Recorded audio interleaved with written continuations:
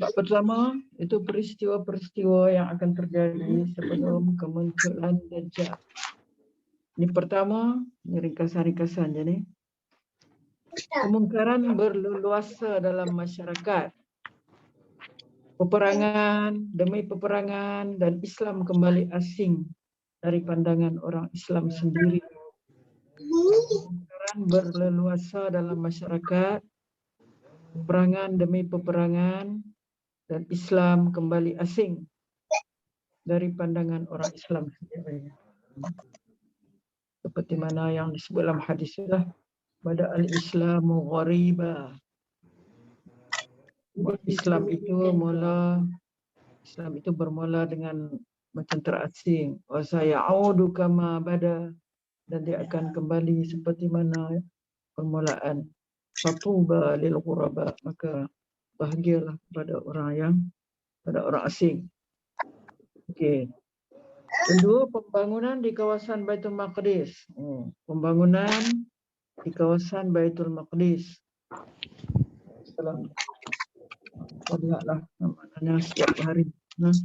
Di Baitul Maqdis sana pembangunan semakin menjadi lebih lagi. Orang-orang Israel, mereka membangun bangunan-bangunan, contohnya di atas tanah orang-orang Palestin. Mereka merampas tanah dan sebagainya, dan mereka membangunkan atas tanah itu bangunan mereka. Tiga, keruntuhan kota Madinatul Munawwarah akan berlaku ni. Kemudian Imam Mahdi akan lahir dan beliau akan memimpin umat Islam. Tanda Imam Mahdi dan akan dibai'ah, akan dilantiklah sebagai imam akhir zaman ni. Tanda-tanda Imam Mahdi akan dibai'ah. Membai'ah Imam Mahdi, bagaimana cara berlakunya bai'ah Imam Mahdi. Sifat-sifat Imam Mahdi, lamanya pemerintahan Imam Mahdi berapa lama, pemegang benderanya ada akan muncul di kalangan orang Islam yang akan membantu Imam Mahdi ini. Dia seorang. Yang kita sebut itu mungkin daripada At-Taifah Al-Mansurah. Dan begitu juga Ashabur Rayatis Sud, itu pembawa bendera hitam tu. Itu pembantu-pembantu kepada Imam Mahdi. Selain daripada itu adalah Bani Ishaq. Salah, yang kita lihat di dalam satu buku, satu kumpulan lagi yang membantu Imam Mahdi. Okey, kemudian gempa bumi yang akan menelan tentera As-Sufyani. Itu kita tahu tentera As-Sufyani ini, itu apabila mereka mengetahui bahawa Imam Mahdi telah dibai'ah, mereka memusuhi Imam Mahdi. Mereka As-Sufyani ini yang datang daripada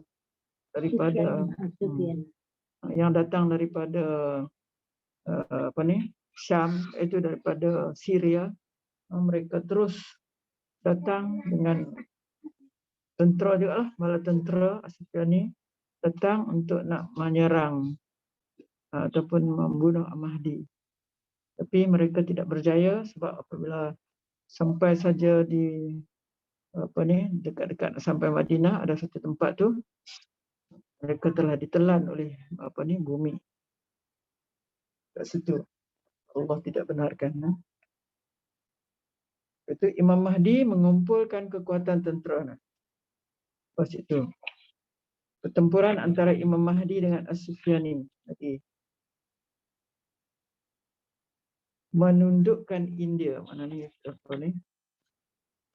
Imam Mahdi meluaskan dia punya takluk lah. Takluk dia banyak lah. Waktu sampai ke India jauh juga. Sebab dia berapa banyak tentera dia kan yang membantu dia tu. Aku pergi daripada sini. Daripada negeri daerah kita kan. Sikit-sikit. berita pencerobohan bangsa Rom di Eropah Timur atau Itali di kawasan A'maq dan Dabiq, nama tempat penaklukan Konstantinia Agung 14. Perkara-perkara yang akan dibincangkan akan datang. Satu, tentang tajuk tadi yang mula, kemungkaran berleluasa di masyarakat, peperangan demi peperangan, dan Islam kembali asing dari pandangan orang Islam sendiri. Sebenarnya kesemua gejala buruk dan huru-hara akhir zaman yang telah kita sebutkan dalam buku 40 hadis peristiwa akhir zaman, itulah buku itu ni yang saya tunjuk tu. Semua yang baru kita singgungkan dalam mukadimah tadi adalah sebagai tanda-tanda hampirnya kemunculan Dajjal. Semua tu. Jadi suasana masyarakat kita di hari ini adalah ke arah persediaan menerima kedatangan Dajjal. Jadi segala apa kita kata kemungkaran apa dan semua yang berlaku tu seolah-olah macam apa ni persediaan lah untuk menerima kedatangan Dajjal. Mana apa yang berlaku tu mana memang disukai oleh Dajjal lah. Kerosakan akan terus bertambah banyak sehingga apabila Dajjal muncul, orang tidak begitu asing dengan kesesatan yang dibawanya. Bahkan di sebahagian masyarakat, kemunculan Dajjal adalah merupakan kehadiran seorang tokoh yang sangat dinanti-nantikan.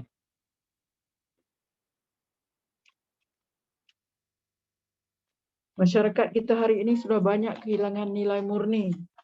Banyak perkara penting dalam agama masyarakat kita tidak memberikan perhatian yang sewajarnya. Seperti ilmu yang dikatakan ilmu fardu ain oleh para ulama. Itu ilmu yang wajib dipelajari oleh setiap individu muslim. Kenyataannya ilmu ini tidak mendapat tempat di hati masyarakat. Betul tak? Betul lah kan? Sebaliknya ilmu yang dikatakan ilmu fardu kifayah seperti sains, matematik dan lain-lain, hampir semua orang mempelajarinya. Nampak Ambil berat kan? Ambil berat.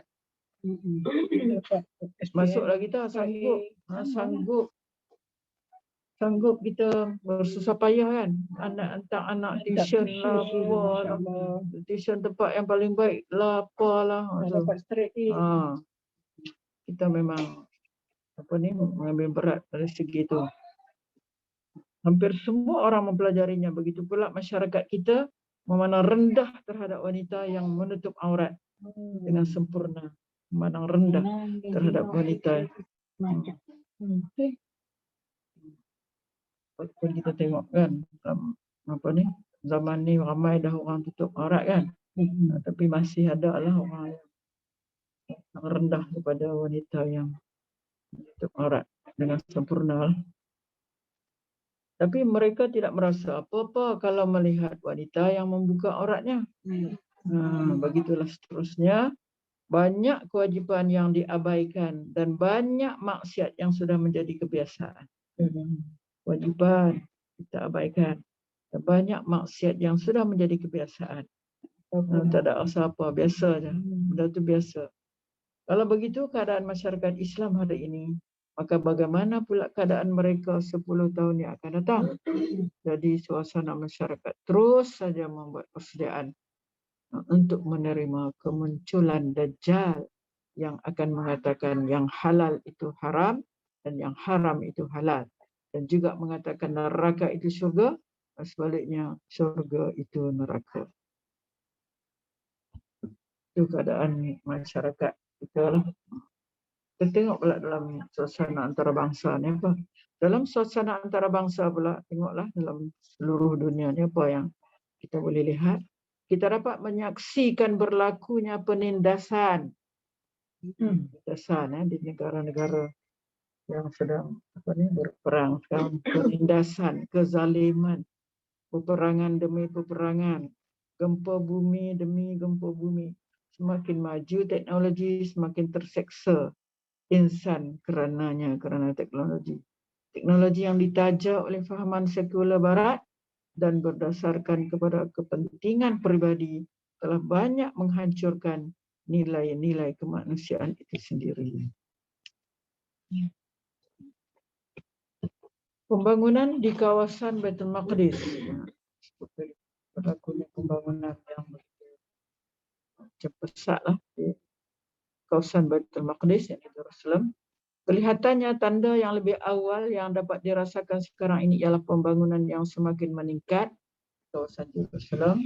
Tanah-tanah orang Arab Palestin terus saja dibeli atau dirampas oleh orang-orang Yahudi. Lalu mereka mendirikan bangunan yang besar-besar, terutama di Bandar Baru Quds sebelah barat Baitul Maqdis. Bahkan rampasan juga berlaku dengan kejamnya, terutama di sebelah timur Baitul Maqdis, tebing barat Sungai Jordan. Pencerobohan Yahudi terhadap hak-hak orang Palestin ini merupakan satu perkara yang telah diketahui oleh masyarakat dunia. Maka ini sebagai tanda bahawa kiamat sudah hampir tiba. Orang tahu kata itu semua macam satu kezaliman lah kan, tapi Tak boleh apa. Tak boleh. Saudi Hmm. pun Tak mengaku yang itu. Saya Sebab- pernah menanyakan. Ya. Dia kata, Ya, aku nak sedangkan orang kafir mengaku itu kan Hmm. ayatnya Hmm. Saudi tak. Dia Hmm. kata tak. Bukan ayatnya. Perubahan di Saudi pun macam sekarang. Yalah. Okey, keruntuhan kota Madinah Al-Munawwarah akan berlaku. Takut ni. Negeri Madinah Al-Munawwarah yang pada hari ini kelihatannya juga agak sibuk membangun, nantinya akan ditinggalkan orang. Orang munafik dan kafir akan keluar daripadanya. Mereka tidak senang tinggal di Madinah. Mereka mahu keluar mencari kesenangan dunia dan kebahagiaan yang sementara. Adapun orang-orang yang beriman, maka mereka akan tetap tinggal di Madinah walaupun mereka berada dalam kesempitan hidup dan terpaksa berhadapan dengan bermacam-macam ujian Allah Ta'ala.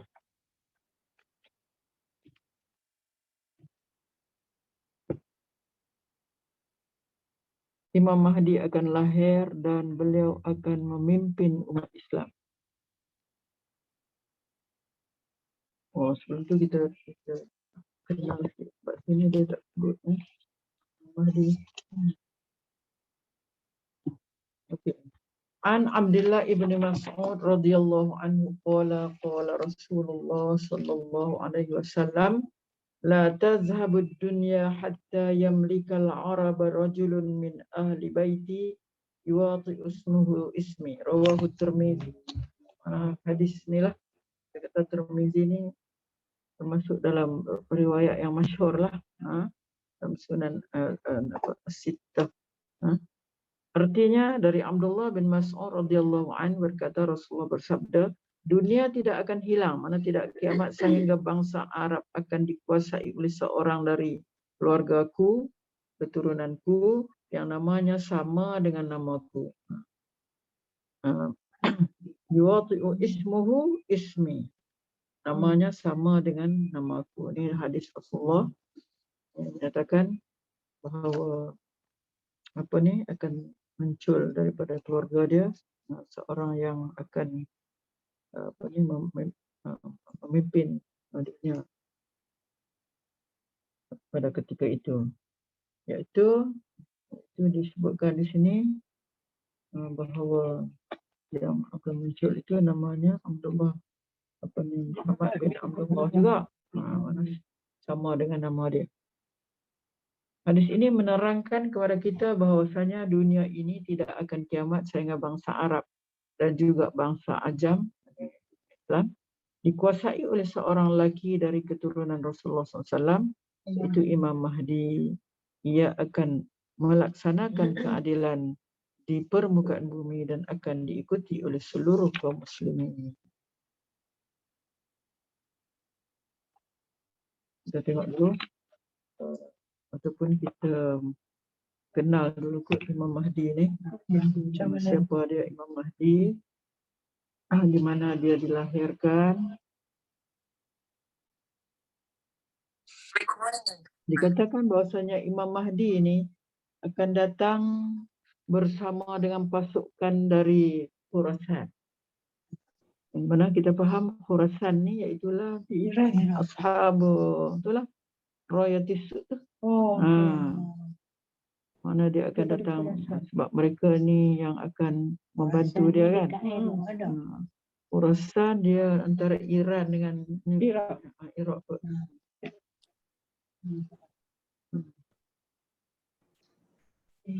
Al-Mahdi akan datang bersama pasukan dari Khurasan. Pasukan tu yang kita sebut itu iaitu Ashabu Rayatis Sud.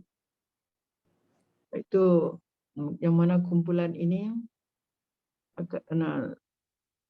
dia sedang bersedia dari sekarang lagi ni. Dari sekarang sudah ada dah ni. Ashabur Rayatis Sud ni. Sebab mereka ini adalah orang yang sangat berpegang kuat dengan Al-Quran dan Sunnah, orang yang berpegang kuat dengan agama Islam. Yang mana dia punya tu dah? Khurasan dia antara Afghanistan, Iran, Duduk celah-celah Iran dengan Turkmenistan, Tajikistan, Uzbekistan di tengah-tengah. Nah, mereka ni iaitulah mereka akan datang bersama dengan Al-Mahdi. Mereka ini disebut sebagai penunggang kuda yang membawa bendera hitam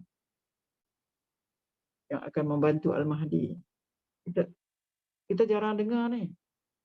Kalau dalam radio, TV pun kalau sebut pasal Al-Mahdi ni, tak ada ditonjolkan mereka ini Ashabur Rayatis Sud dengan Taifah Mansurah, tak ada. Tapi sebenarnya mereka ni lah yang akan membantu sama Al-Mahdi dengan Taifah Mansurah dalam pada masa Al-Mahdi memerintah dunia, mereka lah yang akan membantu. Di antara bukti yang menunjukkan kemuliaan Al-Mahdi ialah ketika Isa bin Maryam turun dari langit pada waktu solat di Menara Timur Damsyik. Itu di apa ni? Masjid apa dia panggil?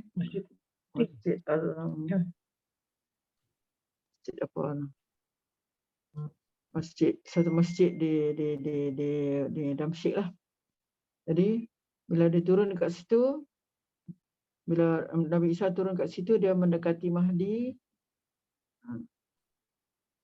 Al-Mahdi ni nak jadi imam dia kat situ. Tapi bila Nabi Isa turun, dia ni nak persilakanlah Nabi Isa supaya menjadi imam. Tapi dia menolak.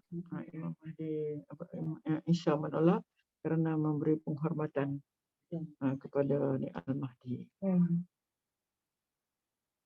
Kalau dalam hadis-hadis sahih, sana adalah menemukan perkataan yang jelas dan kebenaran yang nyata, tidak ada penyimpangan atau kekurangan yang bertentangan dengan akal seperti yang terdapat dalam hadis-hadis yang lain-lain lah.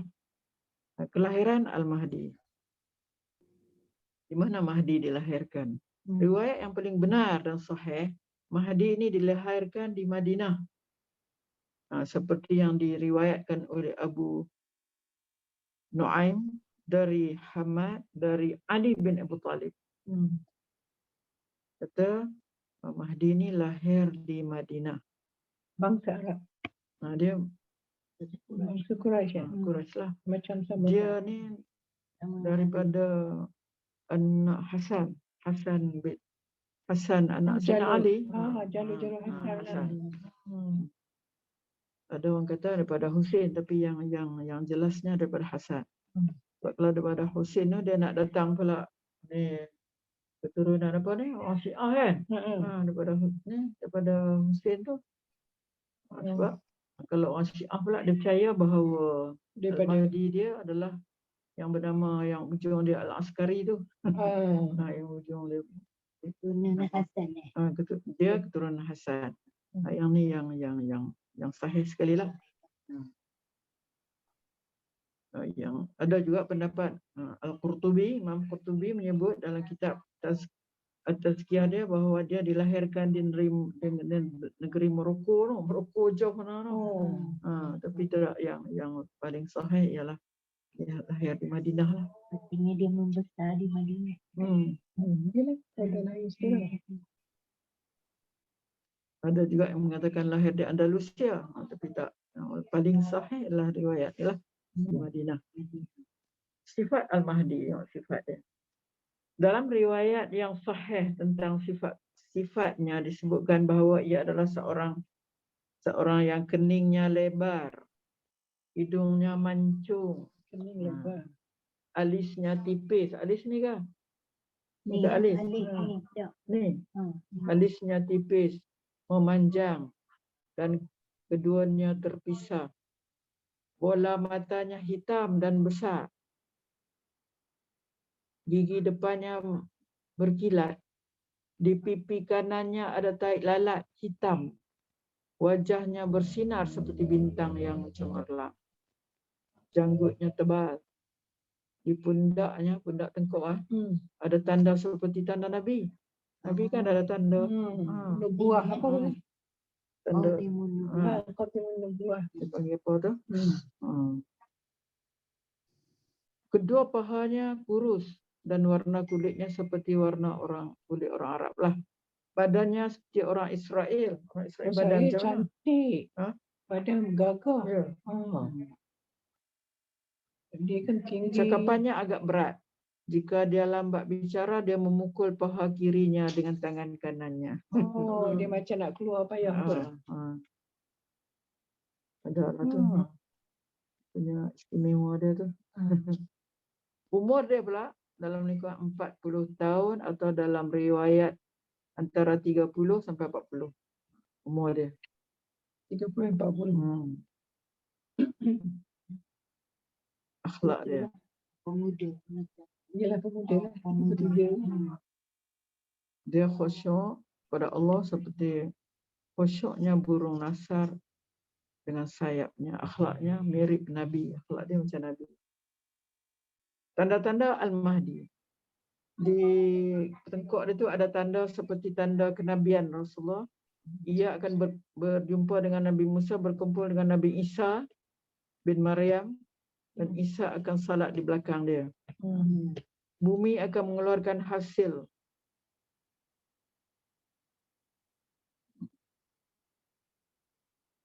Bumi akan mengeluarkan hasil. Ia akan mengayakan hati manusia dan banyak berkat di muka bumi. Simpanan Kaabah yang terpendam akan dikeluarkan, kemudian dibahagikan di jalan Allah. Bila ranting-ranting ditanam di tanah basah, ia akan tumbuh, menghijau dan berdaun Subur lah. lebat. Makmur kan. Berkat tu kan. Ia akan diminta satu tanda dan ia memberi isyarat kepada burung di langit sehingga jatuh ke tangannya. Semua kejadian tersebut tidak bertolak belakang dengan akal. Maksudnya. Okey, tanda-tanda kemunculan dia. Kemunculan Mahdi. Ini selalu kita dengar yang ni. Sungai Furat. Sungai apa? Dia ada dua kan, Tigris, Euphrates kan, akan terkering dan di situ terlihat Gunung Mas. Ada nampak Gunung Mas. Ponjol keluar. Ini tanda-tanda akan muncul Mahdi. Gerhana bulan pada awal malam bulan Ramadan. Gerhana bulan awal bulan Ramadan. Dan gerhana matahari pada malam pertengahan Ramadan. Dua kejadian ini belum pernah terjadi sejak penciptaan bumi dan langit. Tak pernah terjadi. Gerhana matahari, gerhana bulan. Dalam satu Ramadan. Kemudian terbitnya bintang berekor yang bersinar. Komet lah. Komet lah, kali komet. Terbitnya bintang berekor yang bersinar. Kita tengok sekali lah komet itu, no? Bila dulu? Masa duduk di England. Dia lalu je kan. Okey. Boleh kita nampak Komet tu nampak ada berekor. dia macam bintang. Dia laju ya. Kalau di tengah itu bintang. Terbitnya bintang berekor yang bersinar. Api besar menyala dari arah timur selama 3 atau 7 malam. Api besar menyala dari arah timur. Tahulah di timur ni di mana? Ini di antara tanda-tanda akan munculnya Cuma dekat Al-Mahdi. dengan Mekah ke ataupun dekat Australia sekarang kan selalu terbakar itu bukan ya? So, Api kan. Api yang tiba-tiba hutan dia terbakar je kan? Nak padam pun tak boleh. Langit menjadi gelap. Warna merah menyebar di langit, tetapi merahnya tidak seperti merah ufuk biasa. Seluruh penduduk bumi dipanggil dan setiap yang memiliki bahasa mendengarnya sesuai dengan bahasanya masing-masing. Dipanggil dan setiap yang memiliki bahasa mendengarnya sesuai dengan bahasanya Ni dia masing-masing. boleh banyak bahasa Hmm.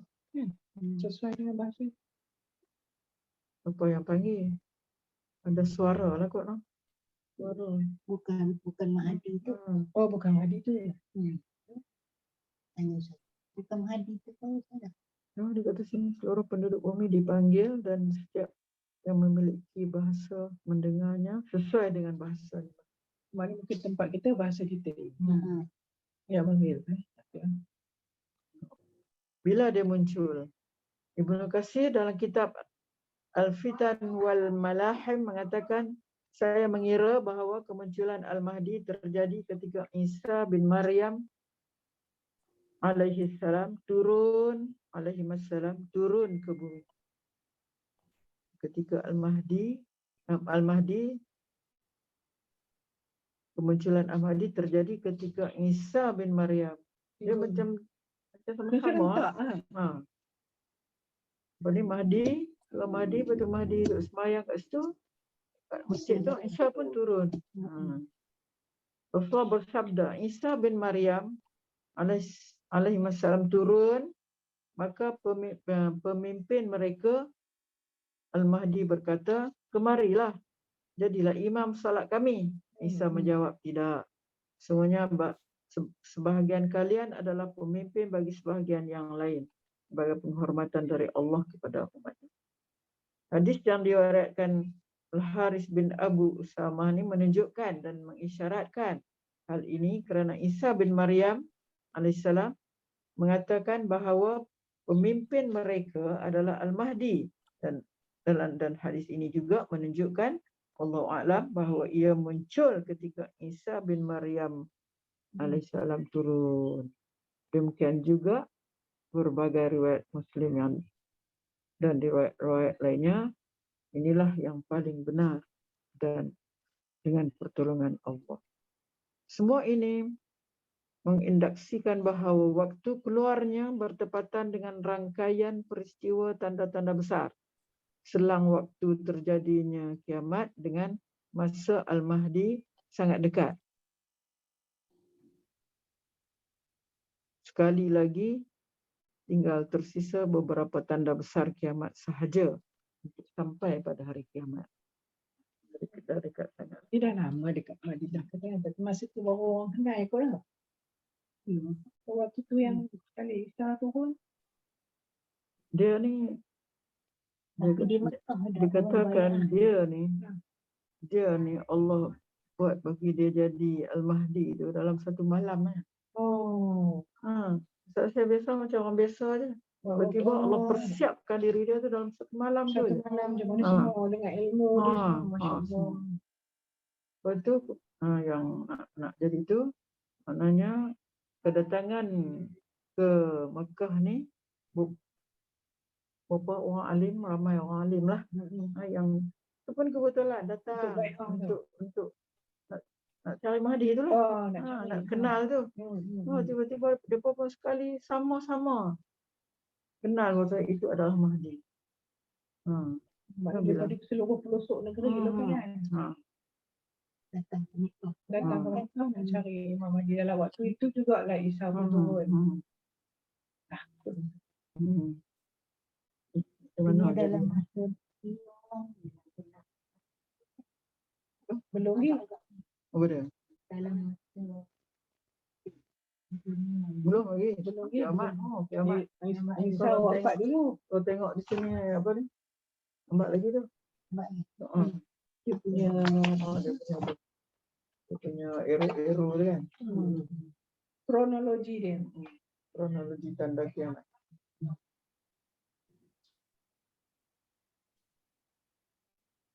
Bawah ni bawah kiamat. Kiamat pertama sini. Kiamat kedua. Surga neraka. Dia pun tak nampak. Okey.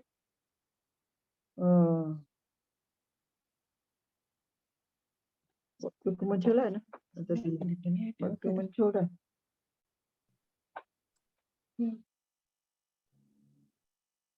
Okey. Biografi Al-Mahdi. Tentang biografinya, ada pendapat daripada Al-Hafiz Ibn Hajar Al-Asqalani dalam kitab Al-Qaulul Mukhtasar fi Alamatil Mahdi Al-Muntazar. Kitab dia. Dia berkata dalam kehidupannya dia mengamalkan sunnah Nabi. Ni Mahdi ni. Dalam kehidupan dia mengamalkan sunnah Nabi. Ia tidak membangunkan orang tidur. Tak tahu, ini saya pun tak faham apa maksud dia ni. Tidak menumpahkan darah. Tidak berperang. Ada berperang sesuai sunnah, menegakkan sunnah dan memusnahkan segala bid'ah dalam kehidupan dia. Dia menegakkan agama pada akhir zaman seperti yang dilakukan oleh Nabi. Jelaslah dia apa ni? Akhlak. Nabi Isa pun turun menegakkan semula apa ni agama Nabi Muhammad ni. Menegakkan agama pada akhir zaman seperti yang dilakukan Nabi pertama kali. Ia menguasai seluruh dunia sebagaimana Zulkarnain dan Sulaiman. Ia menghancurkan salib. Bila muncul dia sama-samalah dengan Nabi Isa membunuh babi serta mengembalikan kemuliaan dan kenikmatan kepada kaum muslim. Dia memenuhi bumi dengan kebajikan dan keadilan yang sebelumnya penuh dengan kelalaian, harta-harta yang melimpah tak terhitung. Ia bagi secara tepat dan merata penduduk langit dan bumi, burung-burung di angkasa, binatang liar, hutan, ikan-ikan di lautan, semuanya redha kepadanya. Al-Mahdi memenuhi hati umat Nabi Muhammad dengan kekayaan, kepuasan sampai ia menyuruh orang untuk berseru, adakah yang memerlukan harta? Adakah siapa yang memerlukan harta? Dan ketika itu dia tidak ada yang datang selain daripada satu orang saja. Selain pada seorang dia datang. Orang tersebut berkata, saya. Mana orang tu kata? Saya perlukan harta. Maka dikatakan kepadanya, datanglah ke penjaga atau penjaga harta dan katakan kepadanya, sesungguhnya Al-Mahdi menyuruhmu memberikan harta kepadaku. Penjaga tu berkata, ambillah. Orang tersebut pun mengambil dan menyimpannya ke dalam rumah dia lah, dalam kamar dia. Setelah itu dia nampak menyesal. Orang yang ambil harta tu dia nampak menyesal sambil berkata, saya adalah umat Muhammad SAW yang paling serakah, paling tamak lah. Saya tidak mampu mengimbangi mereka. Ibnu Hajar melanjutkan, ia mengembalikan harta tersebut namun ditolak. Kami tidak mengambil kembali apa yang sudah kami berikan, kata penjaga itu. Ibnu Hajar berkata pada masa itu Al-Mahdi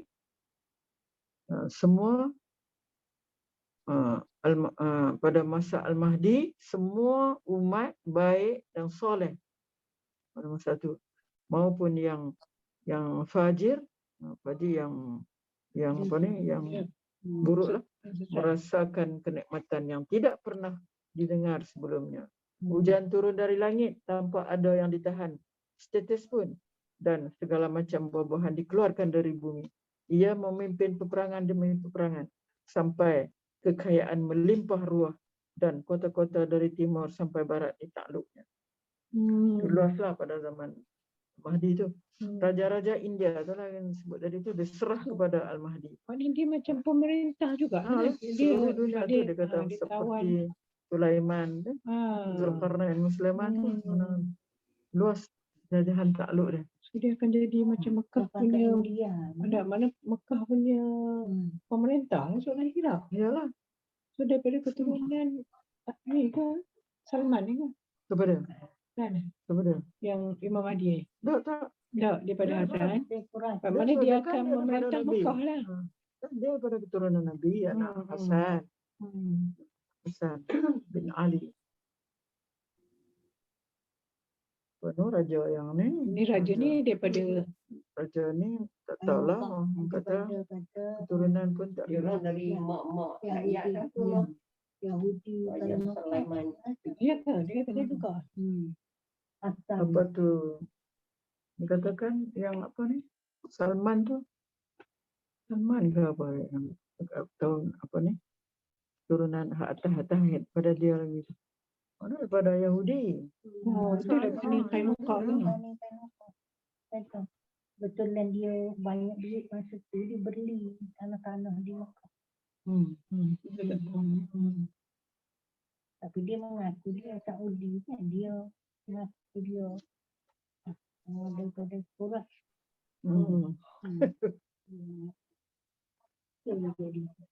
Ini zaman makmum ni Nabi Isa belum wafat lagi kan? Mana Imam Mahdi dah ada, sama-sama lah, Nabi sama-sama Isa dengan ada, Imam Imam Mahdi. Mahdi ada. So dia makmur. Allah menurunkan 3,000 malaikat untuk pada ni.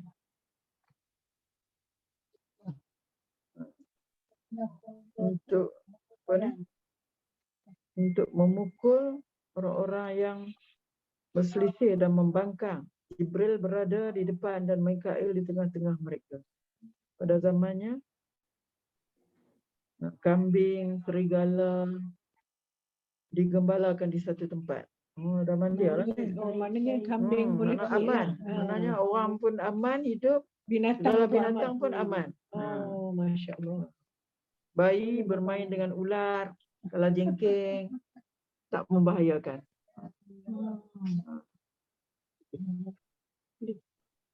Dari satu sukatan tanaman yang ditanam, tumbuh 700 mut. Mut tu makna sukatan.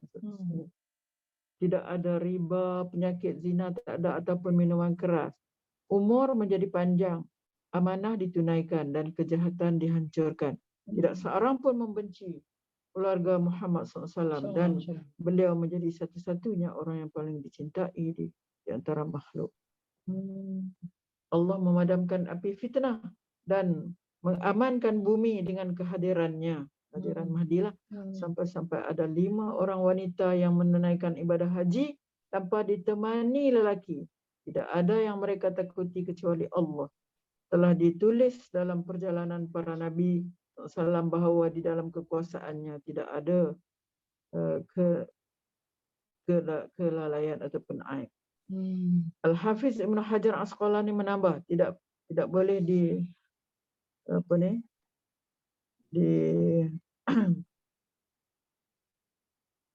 bahawa Isa bin Maryam melakukan sebahagian kejadian yang disebutkan tadi seperti membunuh babi dan menghancurkan salib. Dan tidak masalah bila dikatakan bahawa mereka berdua yang melakukan. Mahdi dan Nabi Isa lah sama-sama menghancurkan salib. Menghancurkan salib, membunuh babi. Gereja-gereja semua lah.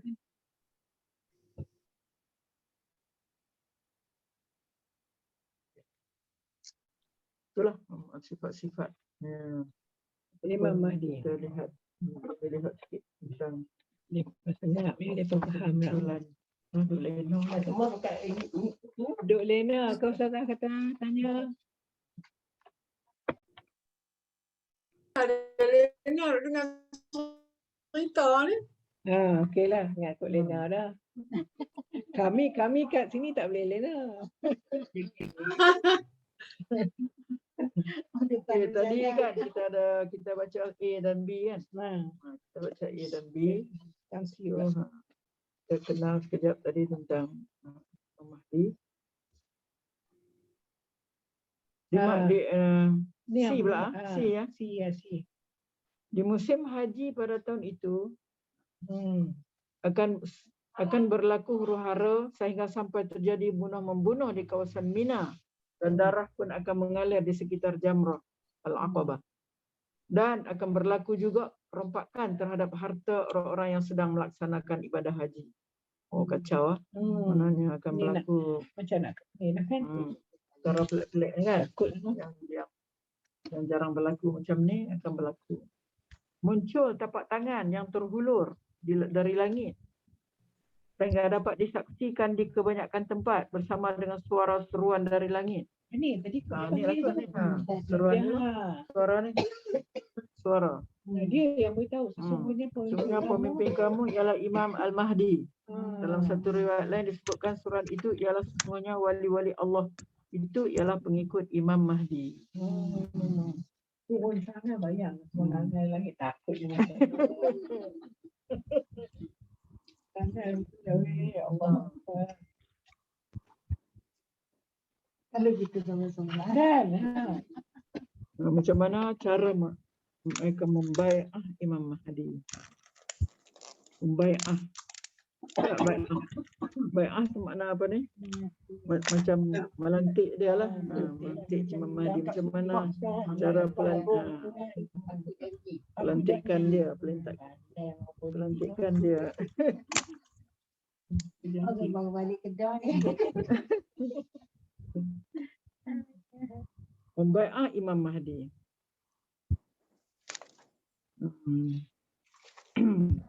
Apabila tiba bulan Muharram, lepas itulah. Selepas peristiwa berdarah di Mina tu, maka pada saat itu Imam Al-Mahdi akan dibai'ah, dilantik untuk menjadi pemimpin yang dipatuhi di dalam dunia Islam. Itu makna bai'ah, dilantik untuk menjadi pemimpin yang dipatuhi di dalam dunia Islam. Pada mulanya telah datang ke negeri Mekah 7 orang ulama. Ini bagaimana Al-Mahdi ni bai'ah. 7 orang ulama yang datang Dari 7 penjuru dunia yang berbeza-beza dengan tanpa ada sedikit pun perjanjian. Tak ada apa pun. Tak ada. Tak boleh. Mungkin itu mungkin Allah ilhamkan untuk mereka kan pergi datang ke situ. dengan Kemudian yang sama. Mereka datang ke Mekah dengan tujuan yang sama, iaitu mencari Imam Mahdi. Tujuan dia nak cari Imam Mahdi untuk membai'ahnya, untuk dilantik lah. Dan mereka masing-masing sebenarnya telah dibai'ah oleh 313 orang yang setia dengannya. Mereka masing-masing sebenarnya telah dibai'ah oleh 313 orang yang setia dengannya. Maknanya yang 7 orang ni lah kot. Dah ada pengikut dah 313 orang. Jadi kehadirannya di Mekah adalah mewakili lah. Ialah mewakili dari bilangan tersebut. Oh, 7 daripada 313. Wakil-wakil. Cuba kita ingat 313 ni bilangan apa? Perang Badar. Orang kan? Orang Islam kan? Senang kita nak ingat. Dia ulang balik peristiwa ni. Apabila mereka telah bertemu di Makkah, lalu masing-masing berkata kepada sahabatnya, 7 orang tadi tu, apakah sebenarnya tujuan kamu datang ke sini? Masing-masing pun menjawab, kami datang ke sini adalah untuk mencari penyelesaian terhadap masalah yang sedang dihadapi oleh umat Islam kini. Sampai ke puncak lah kan, huru-hara semua tu. Kami mencari seorang peribadi yang mampu memulihkan keadaan dan memadamkan persengketaan yang telah banyak memakan nyawa di kalangan kita. Kami mencari seorang tokoh yang mampu menguasai kota Konstantinia. Konstantinopel lah. Tengok dia catat apa di bawah. Konstantinia iaitu sebuah kota besar di Eropah Timur yang menghadap ke arah Laut Mediterranean, tetapi bukan kota Istanbul. yang ada di Turki sekarang. Dia apa? Eropah. Ada Eropah Laut Timur. Mediterranean. Kita pun tak apa sejarahnya. Ya, tak. Menghadap dia macam UK, Spain, Itali tu. Maroko, Indonesia. Laut Mediterranean. Sebenarnya kami telah tahu namanya dan nama ayahnya serta ibunya. Kata itulah yang 7 orang tadi tu.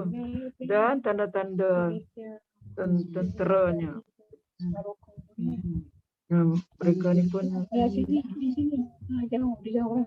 lalu mereka bersepakat untuk mencarinya di sekitar kota Mekah. Dah tahu dah nama dia, nama ayah dia dan tanda-tanda tentera dia. Tentera dia itulah yang apa ni? Taifah Mansurah, Rayatis Sud.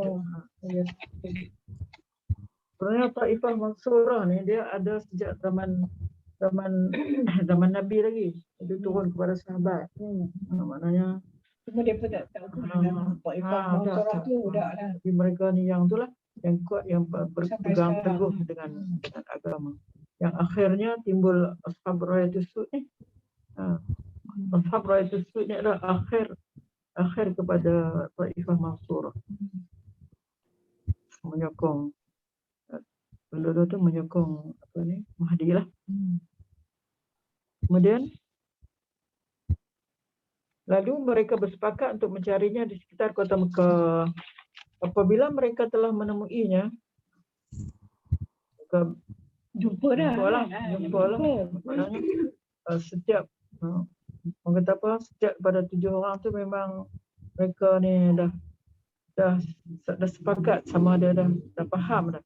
Mahdi ni orangnya gini, orangnya gini. Semua. Jadi dah jumpa. Ia tidak mau mengaku bahawa dialah peribadi yang dicari-cari. Itulah dia melarikan diri ke Madinah. Lari ke Madinah. Oleh kerana keadaan di Madinah juga tidak selamat baginya, maka dia kembali ke Mekah. Lalu sekali lagi dia akan ditangkap Ini yang saya kata tu. di dalam Masjidil Haram berhampiran dengan Hajarul Aswad. Lalu dikatakan kepadanya, engkau akan dibunuh seandainya engkau enggan menerima pelantikan kami. Engkau akan menanggung segala dosa kami dan dosa seluruh umat yang sedang berselisih. Bukankah engkau telah tahu bahawa tentera musuh sudah mulai berangkat ke arah kita ini? Tentera musuh tu tentera Sufyani ya kan? Sudah tahu kata apa ni? Tentera Sufyani ni juga bunuh orang kafir lah. Ketika itulah terpaksa ia menerima bai'ah. Terimalah dari 7 orang ulama tadi dan diikuti oleh kaum muslimin yang ada di Makkah. Di mana bai'ah ini akan dilakukan di dalam Masjidil Haram di antara kawasan Hajarul Aswad dengan makam Ibrahim. Dah juga lah kawasan dia lah. Hajarul Aswad, makam Ibrahim. Setelah selesai di bai'ah, Imam Mahdi akan memberikan ucapannya di atas mimbar. Dan seterusnya beliau mendapat kepercayaan dan kecintaan dari seluruh lapisan kaum muslimin sehingga terbentuk satu tentera yang bersedia berkorban apa saja yang mereka miliki. Maksud tentera itulah dua tu. Dia ni Taifah Mansurah dengan Rayatis Sud, Ashabul Rayatis Sud. Ada ni sifat Imam Mahdi. Sifat Imam Mahdi. Beliau adalah keturunan Siti Fatimah binti Rasulullah dan namanya ialah Muhammad bin Abdullah. Namanya sama dengan nama Nabi dan nama ayahnya sama dengan ayah baginda. Ayahnya dari keturunan Hasan dan ibunya dari keturunan Husain. Ayahnya dari keturunan Hasan, jadi anak Hasan ni lah. Dan ibunya dari keturunan Husain, mana nikah sepupu lah atau sebaliknya. Tetapi kelahirannya di Madinah. Itulah macam itu tadi. Umurnya ketika di bai'ah adalah antara 30 ke 40. Akhlaknya banyak menyerupai akhlak Rasulullah SAW. Walaupun bentuk badannya tidak banyak serupa dengan Rasulullah. Badannya seakan-akan seorang dari keturunan Bani Bani Israel. Israel.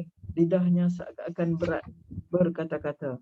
Apabila terasa berat lidahnya untuk berkata-kata, dia akan segera menepuk Menepuk pahanya yang pahanya. kiri sehingga kata-katanya mudah keluar dari hidungnya mancung, dahinya luas, mukanya bersinar laksana Ya, bintang. tadi ni.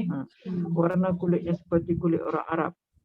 Walaupun bentuk badannya seperti orang Bani Israel, di antara gigi-gigi ada sedikit lenggang. Janggutnya tebal, matanya seolah sentiasa ditaburi selap. Di mukanya ada tahi lalat dan perutnya agak sedikit besar.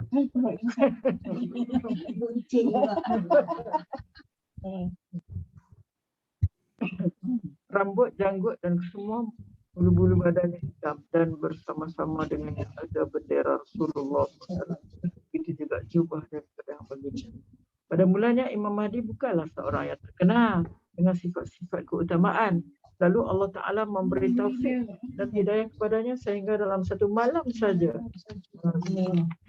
ia sudah berubah dari keadaannya yang besar. Dia telah menjadi seorang yang wara', adil, alim dan sebagainya. Seperti sifat-sifat yang telah disebutkan dalam hadis Rasulullah. Dalam hal ini ada diriwayatkan sebuah hadis yang berbunyi, Al-Mahdi minna ahlal bait yuslihuhu Allah fi lailatin. Imam Ahmad. Arti Al-Mahdi itu dilahirkan dari keturunan Ahlul Bait, keturunan Siti Fatimah radhiyallahu an, yang telah disempurnakan oleh Allah Ta'ala segala kebaikannya pada satu malam. Tak ada. Masa belum tu dia macam orang biasa. Macam orang biasa je lah. Allah kehendaki. Dekat. Allah kehendaki. Dengan kesempurnaan segala akhlak dan kebaikan ini, maka Imam Mahdi layaklah untuk memimpin dunia dan menghapuskan segala bentuk kezaliman sehingga dunia Islam menjadi makmur, aman dan damai pada masa pemerintahan.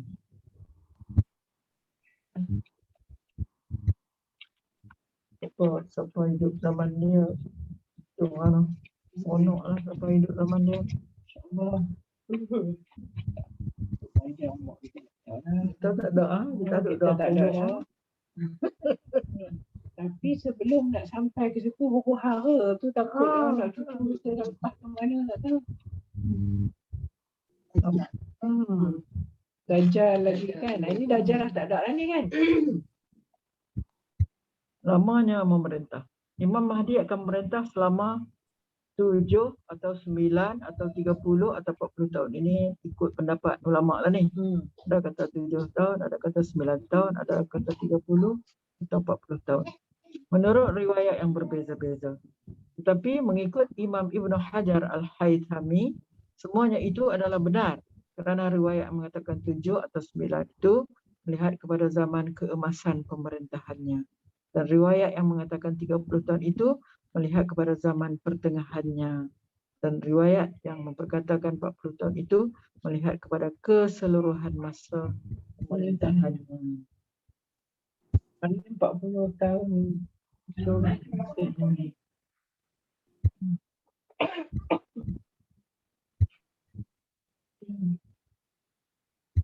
7, 9, zaman gemilang lah tu kan. Zaman keemasan dia. Riwayat mengatakan 30 tahun melihat kepada zaman pertengahan. Mengatakan 40 itu melihat kepada keseluruhannya.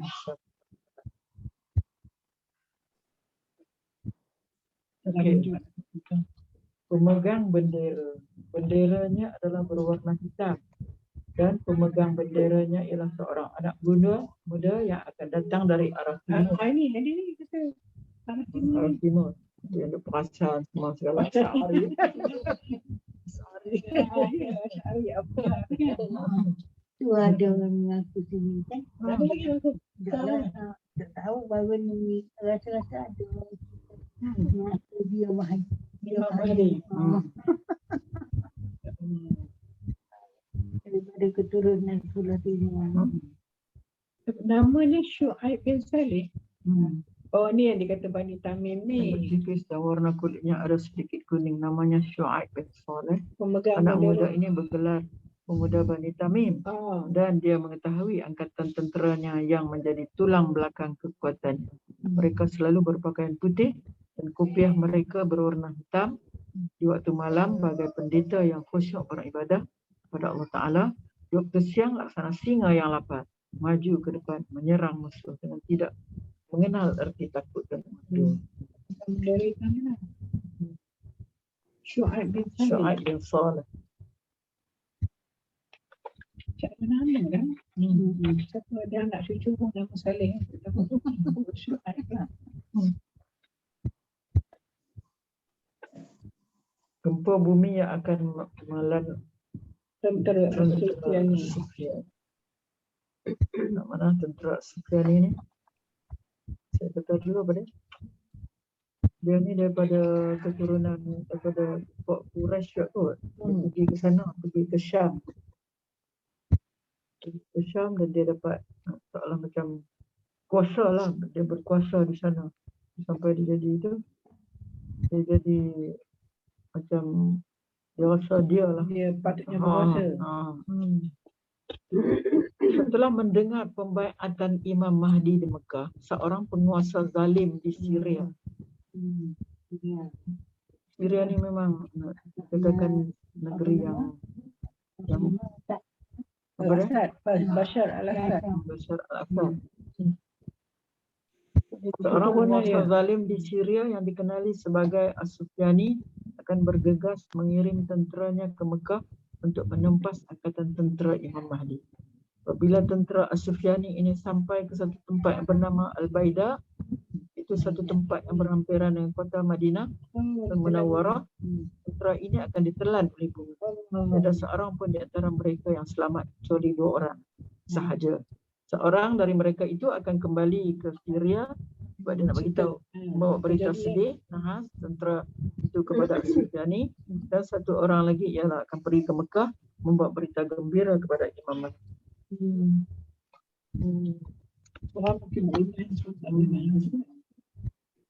Imam Mahdi mengumpulkan kekuatan tentera. Setelah itu Imam Mahdi berangkat ke Baitul Maqdis untuk mengumpulkan kekuatan tenteranya. Pemuda Bani Tamim yang bernama Syu'aib bin Saleh ini telah berjaya mengumpulkan tentera yang sangat besar bilangannya, yang kebanyakan mereka berasal dari Arab Timur, dari arah timur Khurasan, dan seterusnya Imam Mahdi memilih Baitul Maqdis sebagai markas tenteranya. Sementara pemuda Bani Tamim itu merupakan ketua angkatan tenteranya dan yang memegang panji-panjinya. Sebenarnya benda risau kan? Allah. Apa? Itu Arab Saudi. Enggak. Bendera dia orang boleh kalimah. La ilaha illallah. Berita pencerobohan bangsa Rom Eropah Timur ke kawasan A'maq atau Dabiq. Ada kawasan tu sekarang nama tu. Tidak lama setelah itu sampailah berita bahawa bangsa Rom pertempuran antara tentera Imam Mahdi dengan tentera Sufyan. Setelah Imam Mahdi mengumpulkan kekuatannya, ia terus memulakan operasinya dengan menyerang As-Sufyani yang zalim itu. Maka akan terjadilah satu pertempuran yang sengit antara pemimpin Imam Mahdi dengan tentera pemimpin As-Sufyani, satu lembah yang berhampiran dengan Baitul Maqdis. Di mana pertempuran itu berakhir dengan kekalahan di pihak tentera As-Sufyani, dan akhirnya As-Sufyani sendiri dapat ditangkap dan dibunuh dekat gereja di Tur Zaita, dekat dengan Masjid Al-Aqsa. Maka dengan itu Imam Mahdi telah menguasai kebanyakan negara Asia Barat. Kemudian Ustazah, dia perang tu dia pakai modern punya ke apa? Pasal ini mikir dah advance betul ni zaman ni kan. Sepatutnya lah. Perang tu macam mana? pakai nuklear ke, pakai apa ke, pakai pedang-pedang balik ke. Ini semua Panah Masa ke, ni moden lagi back to kot. basic ke? Sebab Dah lagi depan lagi pada moden sekarang dia ni kan. Ni depan Ha. lagi akan datang. Future kan ini kan. Tak tahu macam mana. Ikutkan sini. sebab belum lagi Dukhan belum Dukhan lagi tak turun lagi. belum lagi kan. Belum. So mungkin nak Ni model baru lagi. tanda-tanda awal ni. Belum lagi apa ni? Sekarang ni Dajjal. Sebentar lagi Dajjal kan. Lepas tu Dukhan. Dukhan, ya maju belum. Masa Dukhan tu barulah teknologi yang secara ni akan hilang lah. Teknologi ni tak ada lah. Sebab Dajjal menguasai semua. Dajjal turun tu makna dia akan menguasai semua. Raja Saudi ni semua dah tak ada lah selesai. keturunan lain. Ada Keturunan lain. anak pinak, anak cucu dia ada kot. Cucu cicit dia ada. Tapi kalau macam tadi duduk kata tu keturunan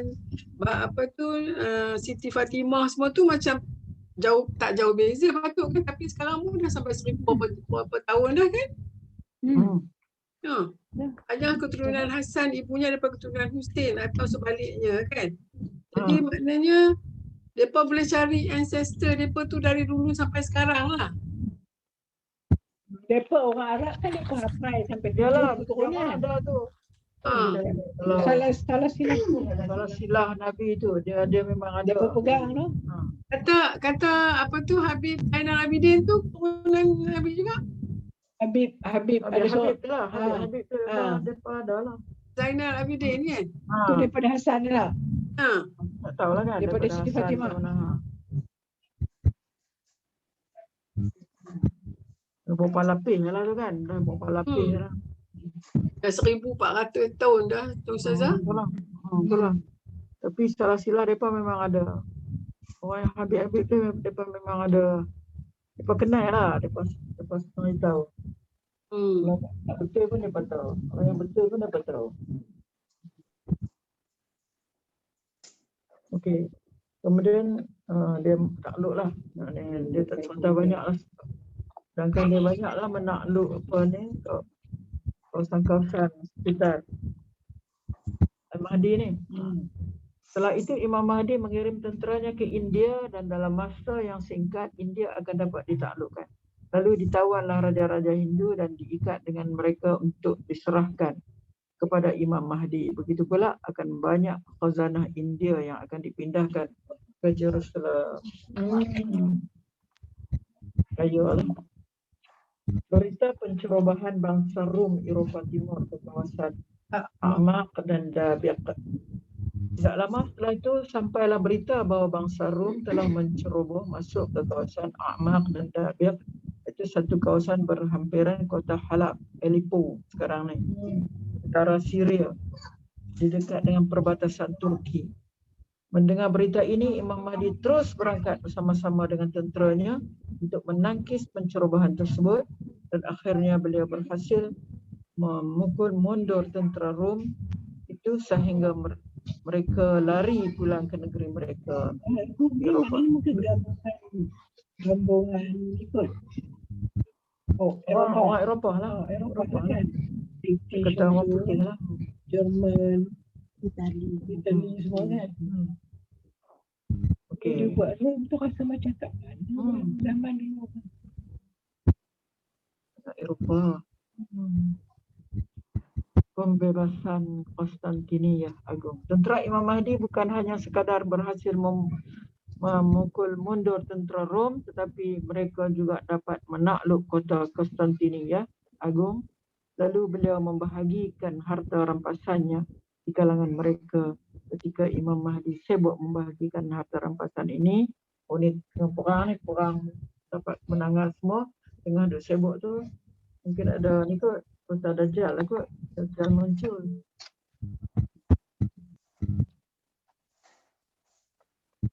Menurut, jom kita tengok nombor 3. Konstantinia ni di mana? Konstantinia Agung.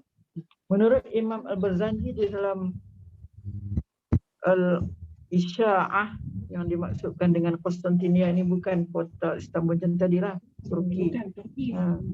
Yang dulunya juga bernama Konstantinia. Tapi yang dimaksudkan di sini ialah sebuah kota besar yang juga terletak di Eropah yang berdekatan dengan Laut Mediterranean yang merupakan markas kekuatan orang-orang Kristian. Kemudian Mengikut hemat ni pengarang buku ni, Konstantinia ini ialah kota Rom, ibu kota negara Itali sekarang ini.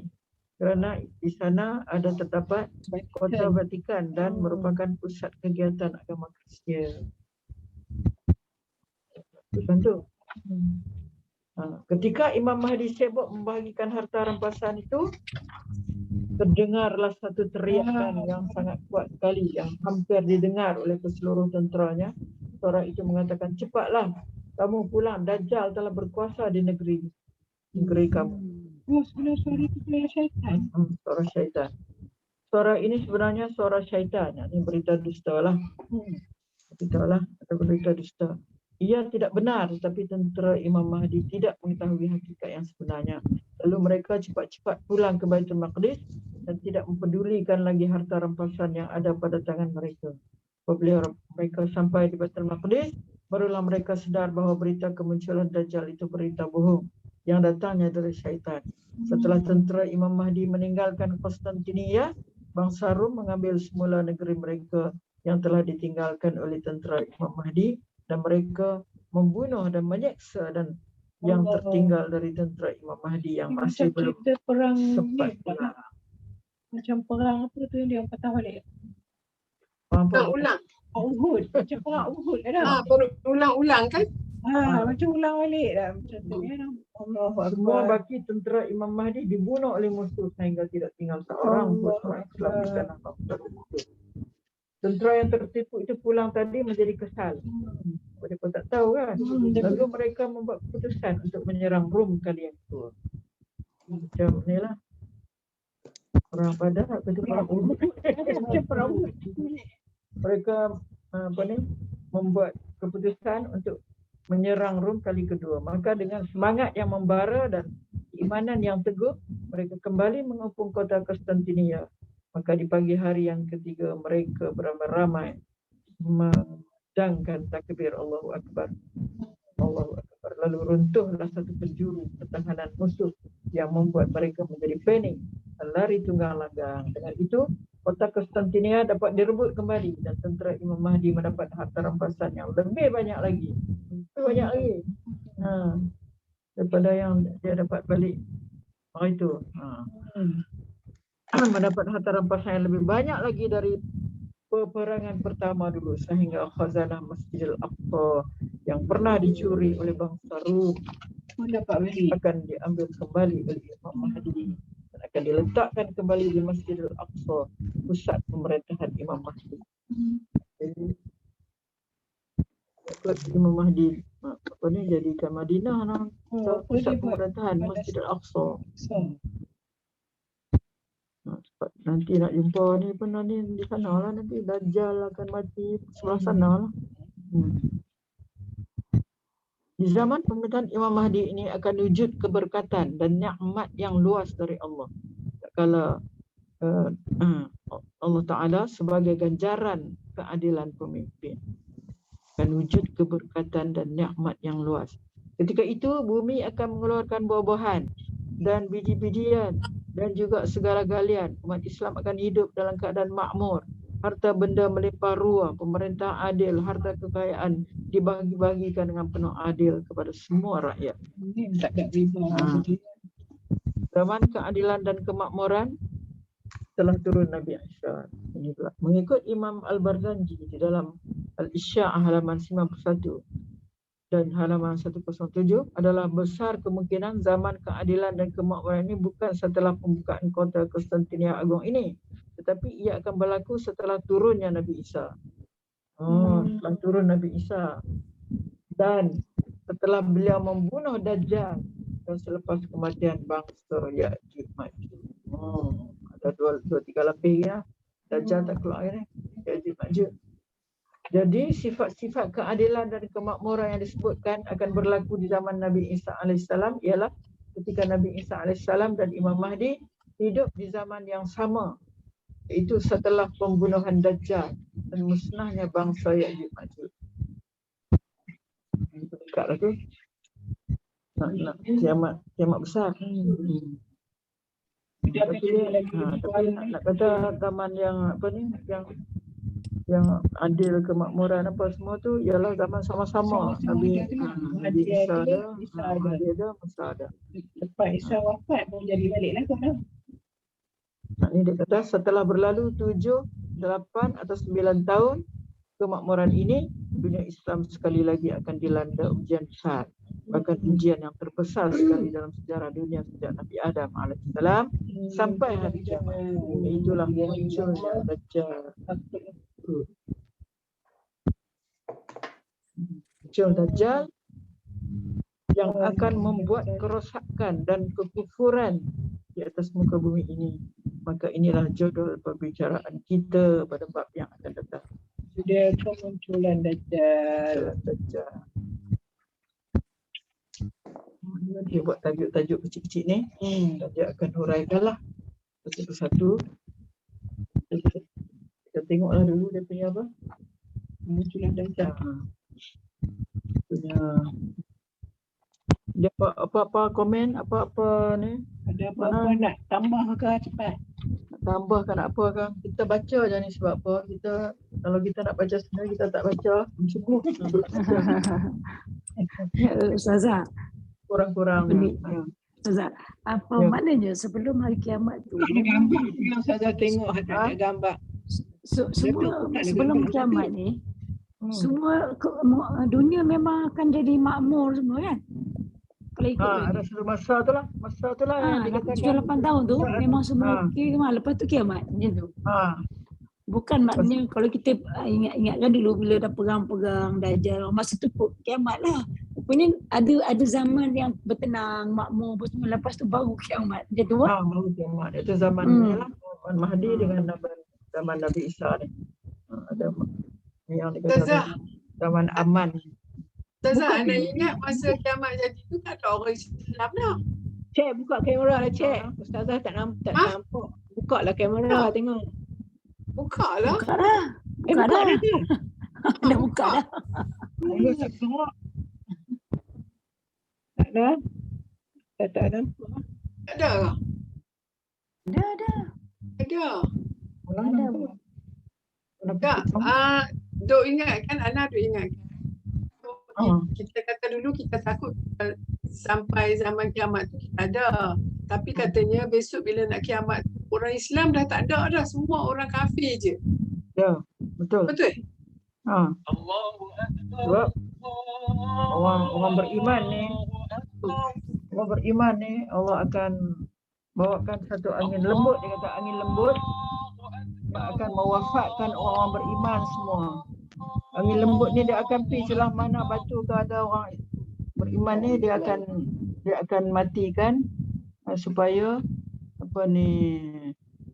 kiamat besar tu disaksikan oleh orang-orang ni je. Orang kafir je kan? Kafir je.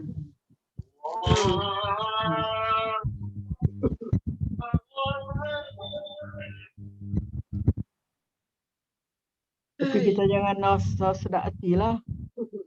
Kita takut juga. Kita takut saat ni itulah yang sebab tengok ramai di mana-mana surau memperkukuhkan tentang ni lah kepercayaan kita, akidah kita takut kita terkeluar daripada akidah tu menjadi kafir, musyrik dan sebagainya. Kita nak kena jagalah. Walaupun kita kata kita ni Islam, tapi kita bimbang, kita takut. Sebab tu kita mohon kepada Allah supaya Allah jauhkan kita daripada kufur, daripada syirik, daripada nifak kan. Kita selalu minta kepada Allah. Itulah. Supaya kita terhindar daripada kita asal lega, na'udzubillah lah, lega kata Allah. Maknanya Allah yang menghukumkan semua tu. Dan kita takut juga kepada hadis, ada kata hadis manusia akan tiba masa Pagi dia iman, malam petang dia kafir. Kita pun takut tu lah. Jadi langsung urut lah. Kak Wisla. Ya. Tak senyap je, tak sorok pula dah. Tak ada seorang. Dengar, kami dengar. Ada. Tak bercakap lah. Kak Poh nampak nguap 2-3 kali tapi tak ada. Ada lah.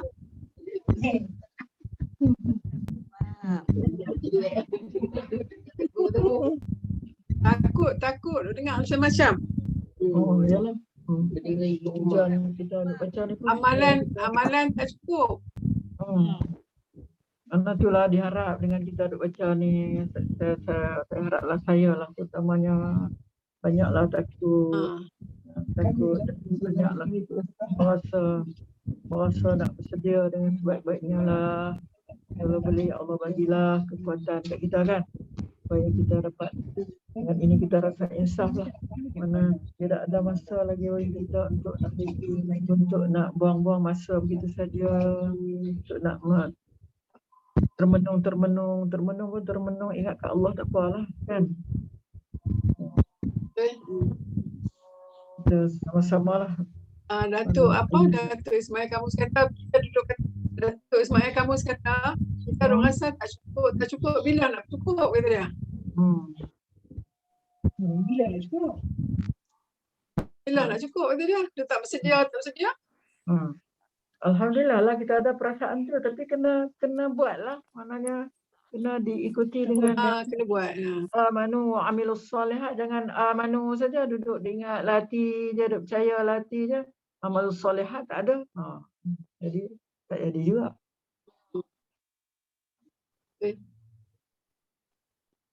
Baca tajuk ni. Okey, bab kedua. Kemunculan Dajjal.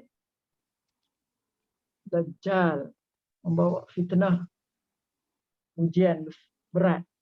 Dajjal membawa fitnah, ujian berat. Ikut dia.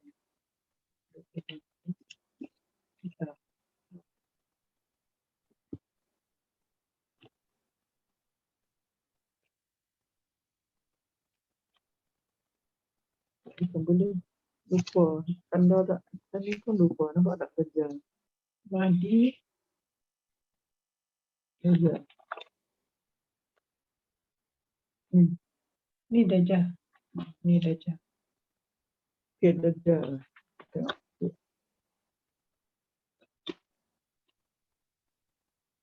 Dajjal pembawa fitnah, ujian berat. Pada fitnah Dajjal, kita selalu minta doa, ya Allah. Apa ni? Allahumma inni a'udzubika minal Allahumma inni a'udzubika min azab jahannam, min azabil qabr, min fitnatil mahya wal mamat, wa min syarri fitnatil masiihid dajjal.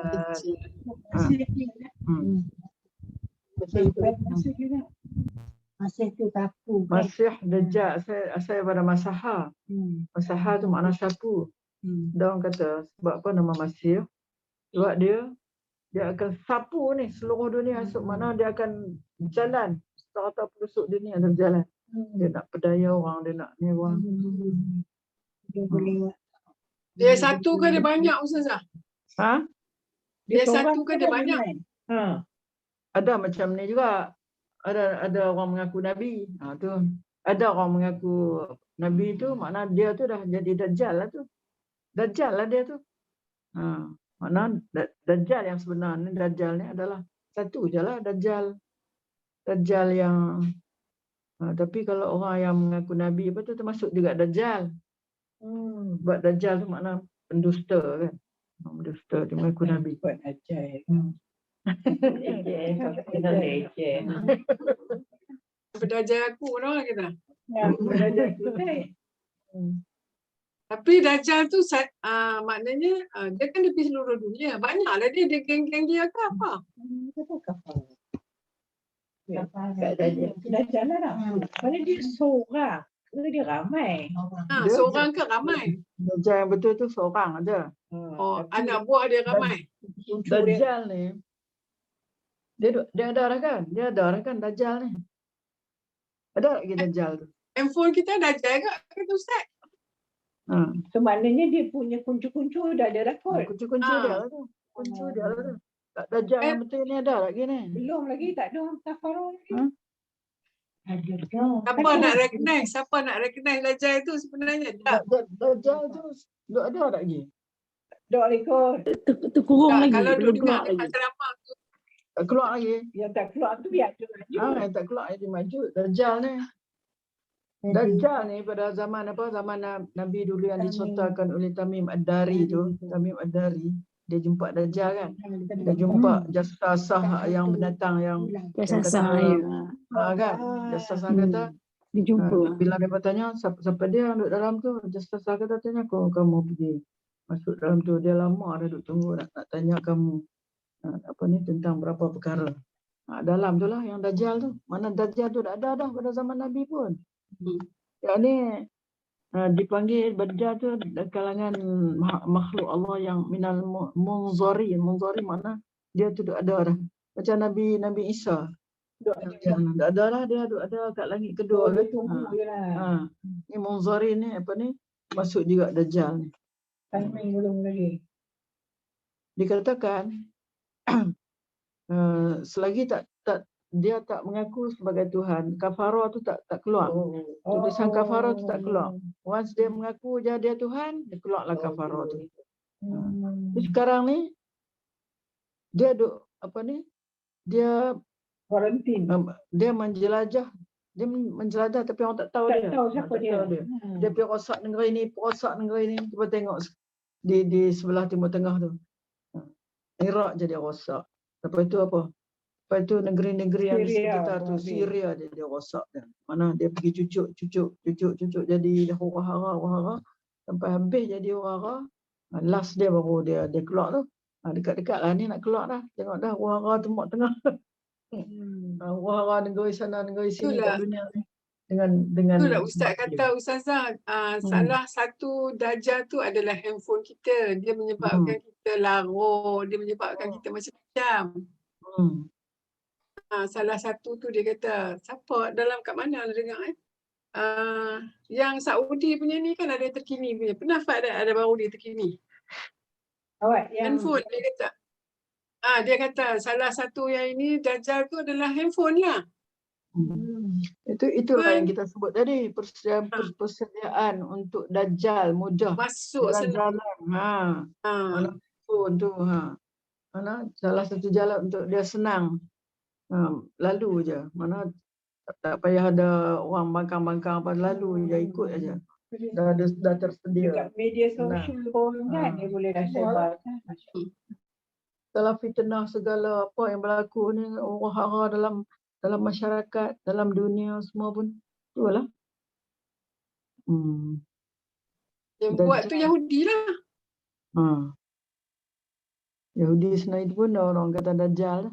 Memang dia dah.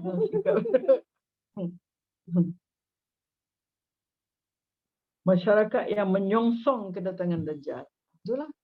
Masyarakat masuk handphone tu menyongsong kedatangan Dajjal. Macam duk iring lah kedatangan Dajjal tu. Dan kita tengok asal usul keluarga dia. Kita akan baca juga sifat-sifat badan dia, tempat tinggal dia sekarang di mana Dajjal. Di sini. Di manakah ia akan muncul? Dajjal muncul dari mana? Berapa lama ia akan hidup setelah kemunculannya? Berapa lama? Macam-macam fitnahnya. Segala kesenangan hidup akan ada bersama dengannya dan benda-benda beku akan mematuhinya. Maksudnya apa tu? Segala kesenangan hidup akan ada bersama. Allah bagi kat dia. Allah bagi kat dia. Syurga neraka semua. Nikmat lah, nikmat hidup dunia. Hujan apa semua rezeki. Ada bersamanya seumpama syurga dan neraka. Ada syurga, dia ada neraka. Dia boleh mengaku dia Tuhan. Sebab dia kata dia ada syurga, dia ada neraka. Kecepatan perjalanannya dan negeri-negeri yang tidak dapat dimasukinya. Dia tak boleh masuk. Iaitu Mekah, Madinah lah. Orang lain dia pergilah. Semua pelusuk ni semua akan. Dia kata masahat, masih tu. Mana dia sapu habis. Apa yang dalam dunia, negeri mana yang dalam dunia, semua dia masuk. Melainkan Makkah, Madinah. Perkataan malaikat yang disalahertikan. Bantuan syaitan-syaitan untuk memperkokoh kedudukannya.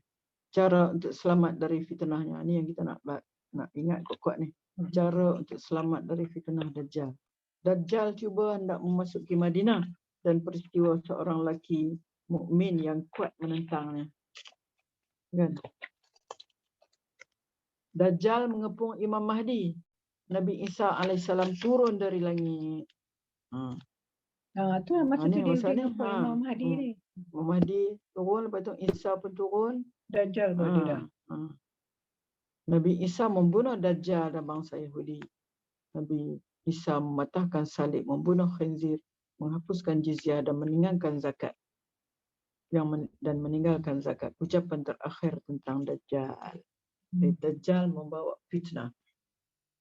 Ujian Allah Ta'ala menerusi makhluknya yang bernama Dajjal ini adalah besar-besar ujian yang ditimpakan kepada umat manusia yang beriman. Tidak ada ujian lain yang menyamainya.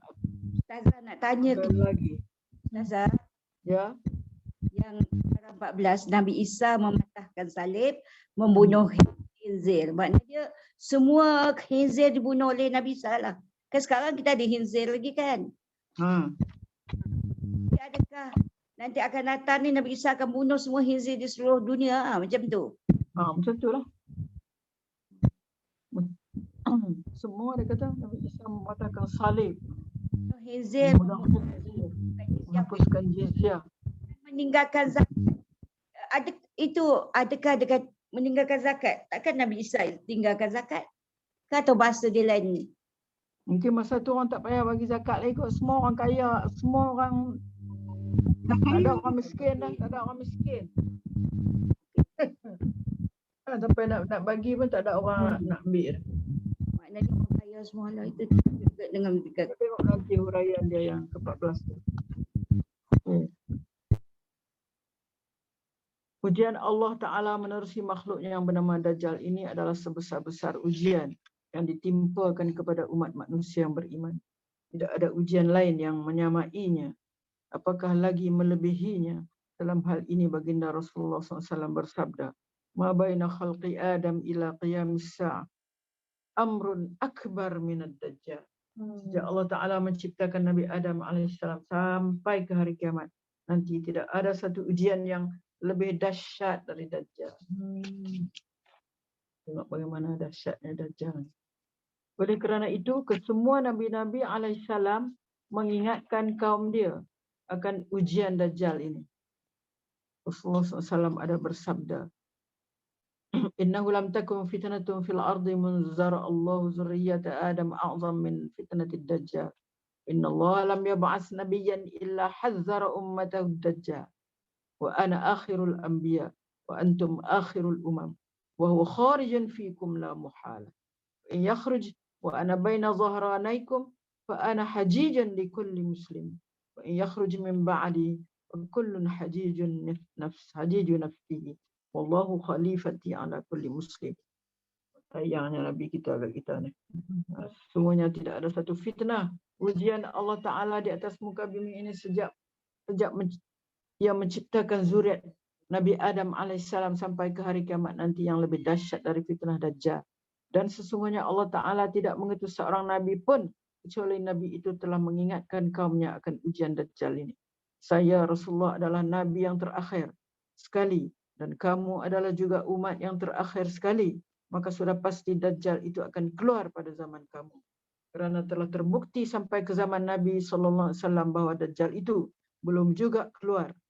Seandainya ia keluar dan aku masih berada di kalangan kamu, maka akulah yang akan berhujjah dengannya bagi mewakili setiap orang Islam. Maksudnya lawanlah. Rasulullah akan lawanlah kalau dia ada, dia kata. Dan jika ia keluar selepas kematianku, maka kamu semua bertanggungjawab. Ingat tu. Kamu semua bertanggungjawab untuk melawannya. Kita lah. Dan Allah Ta'ala sebagai penolong kamu sekalian. Jadi kita, macam mana kita nak melawan?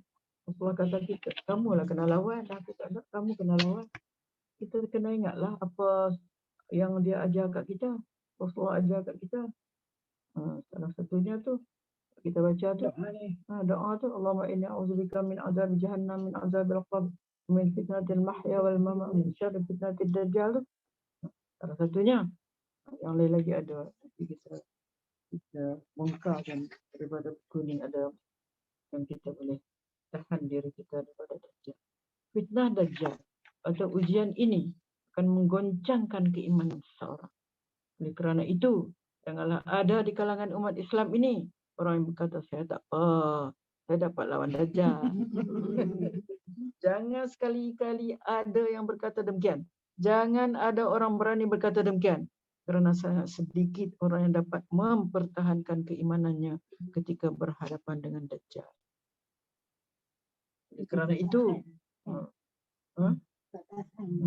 Rasulullah telah mengajarkan kita supaya berlindung dengan Allah Ta'ala daripada dajjal. Seperti diajarkan oleh baginda dalam doa. Ni Rasulullah ajar ni. Sunnah Nabi ni, ikut. Jangan tak buat. Lebih-lebih lagi ni. Akhir zaman, dia kata akhir zaman ni sekarang ni. Akhir zaman dah kita ni.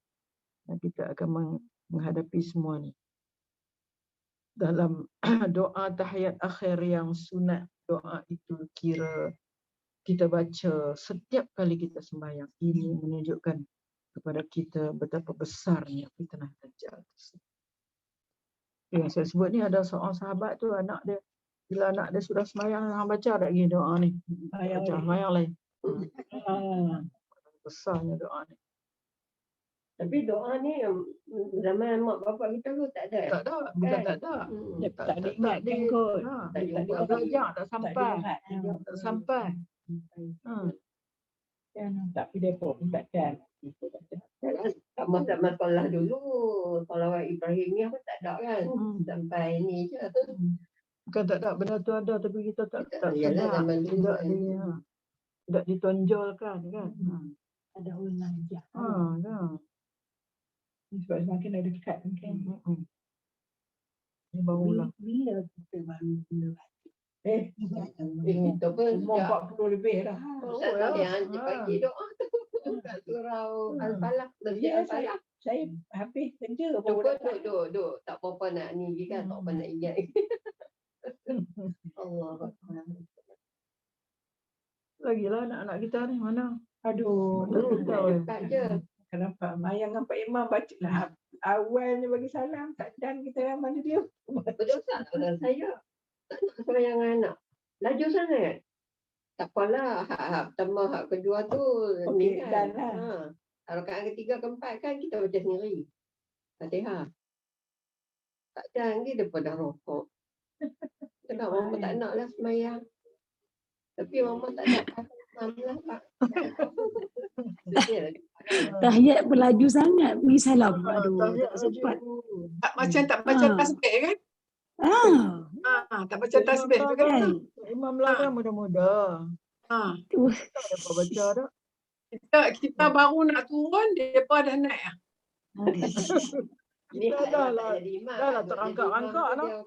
Dah lutut lembut. Kak Wiza. Ah. Ada satu. Ya? Kita ada satu ustaz lah, saya kan belajar dekat Baitul Qura tu. Dia kata macam ni. Kenapa ada orang baca, kenapa ustaz-ustaz ni baca laju? Dia kata nak berawang tau. Kalau laju dia orang concentrate. Dia kata jadi dia cepat. Kata dia nanti kalau itu sebab kadang-kadang dia orang tak nak baca yang panjang ke, takut bukan setakat dia kata makmum pun jadi macam tu dia. Maksud dia mungkin kita ni ingat lain. Contoh ingat masalah nasi ke. Dia kata sampai tak dan nak habis Fatihah ada rokok. Kan? Kadang-kadang kita baru alhamdulillah dia dah baca lagi. Tak tahu pasal apa memang dia baca. Tapi maksud kita tu biarlah sederhana. Bukanlah kata sebab macam mereka buat tu, biarlah bagi munasabah lah. Bagi munasabah lah. Tapi dia nak katakan laju pun tak, memang saya memang main slow lah. Saya tengok tapi saya duk ikut lah kan. Cuma saya tak sempat nak yang Allahumma inni a'udzubika minal apa ni yang Dajjal. tak sempat lah. Tapi memang saya akan ikut tapi saya lambat lah. Kan tak Kita sempat. manalah nak concentrate tu, Allah nak jawab kat kita lagi. Alhamdulillahirabbil alamin. Oh hamba aku, puji aku. Concentrate tu lagi.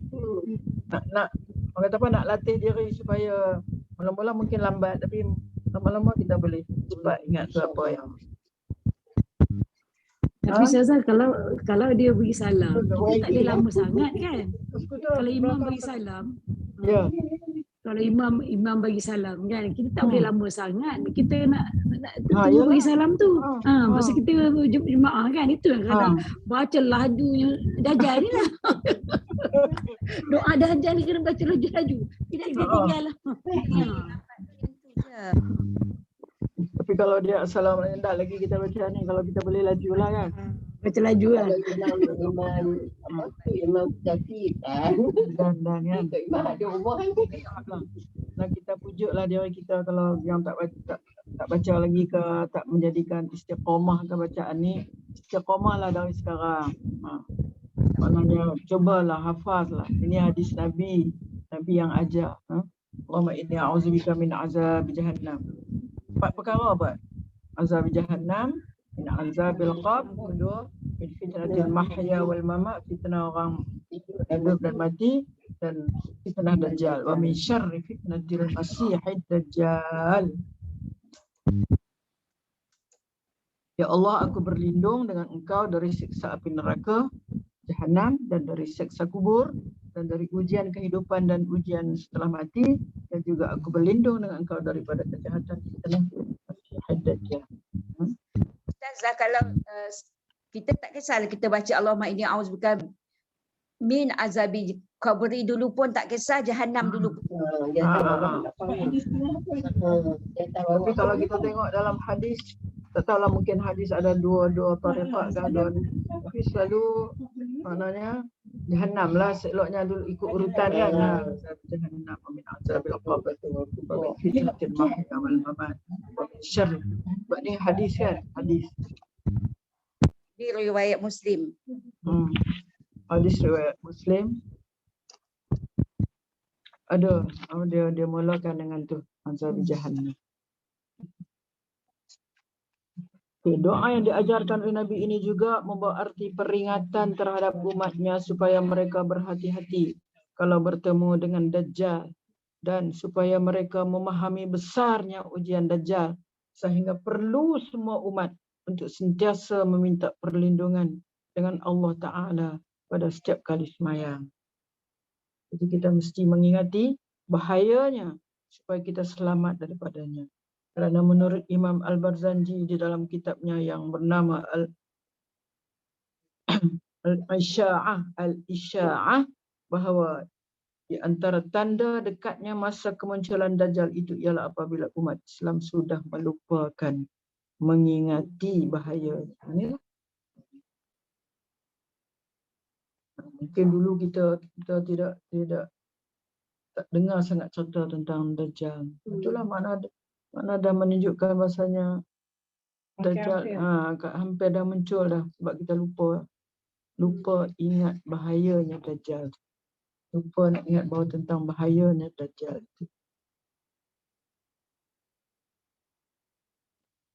Berapa dah? 10 minit ke? Kita sampai sini sebelum masuk kedua. Kak Mon ada tak? Kak Mon?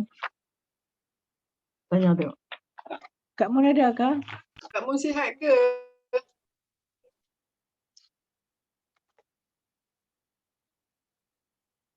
Sihat tu tapi nak dengar. Ya. Saya dengar. Macam penat ni Kak Mon. Masa lama duduk ke? Tu duduk tak boleh ni, duduk tiarap. Allahu Akbar. Allah. Duduk tiarap. Sabar. Apa dengar je. Kalau tak boleh juga dengar. Ustazah dah cerita lama dah buat ni dekat masjid. Kan? Semua masih macam doa lagi. Semua ada Kak Mon simpan lagi tu. Tapi tu lah. Pergi yang tu. Yang buku yang satu ni Kak Mon selalu pergi. Kan Ustaz dah bagi 10 amalan risai fitnah dajjal tu. Ada dulu Ustaz dah bagi kan? Ada. Saya duk simpan ni. Masya Allah. Oh, bagus tau. Kat mana ada lagi. Oh, Masya Allah. Dan dalam buku catatan simpan. Ni gambar-gambar ni semua Ustaz hantar saya simpan. Itulah. Zikir tak apa. InsyaAllah. Tapi Gambar apa? Gambar mayat ya. Supaya kita ingat. tapi Datuk ke Ustazah semua masing-masing kawan-kawan ada tengok tak yang apa Ustaz dari Indonesia duk komen tu yang kata tentang kita ni duk belajar macam-macam apa semua kan. Kita ni tumpukan anak-anak kita duk belajar hang hafal Quran, hang hafal ni, hang hafal hadis apa semua lah kan. Bila anak-anak belajar berkenaan dengan sains, mathematics, engineering, kita bagi kuat sikit agama saja. Diperapal. Tapi kita kena tahulah, kalau kita contohnya, kita nak buat masjid, kita kata nak buat masjid. Kita tak tahu nak buat masjid. Sebab kita tak belajar engineering, architectural. Kan? Siapa yang nak buat? Cina dia buat. Bangsa lain dia buat kan. Jadi keseimbangan ilmu. Keseimbangan ilmu yang diberi kepada yang kita suruh anak kita tu, bagi dia dah nampak tak ada keseimbangan yang kita boleh pegang ekonomi, tak ada. Sebab kebanyakan boleh kita tahulah. Contohnya, betul tadi contoh dia. Kita suruh anak kita belajar mengaji, hafal Quran, ini itu betul. Itu betul. Pada masa yang sama, kita kena galakkan juga anak belajar ilmu. Belajar ilmu dunia mesti. Sebab itu berkait. Berkait. Macam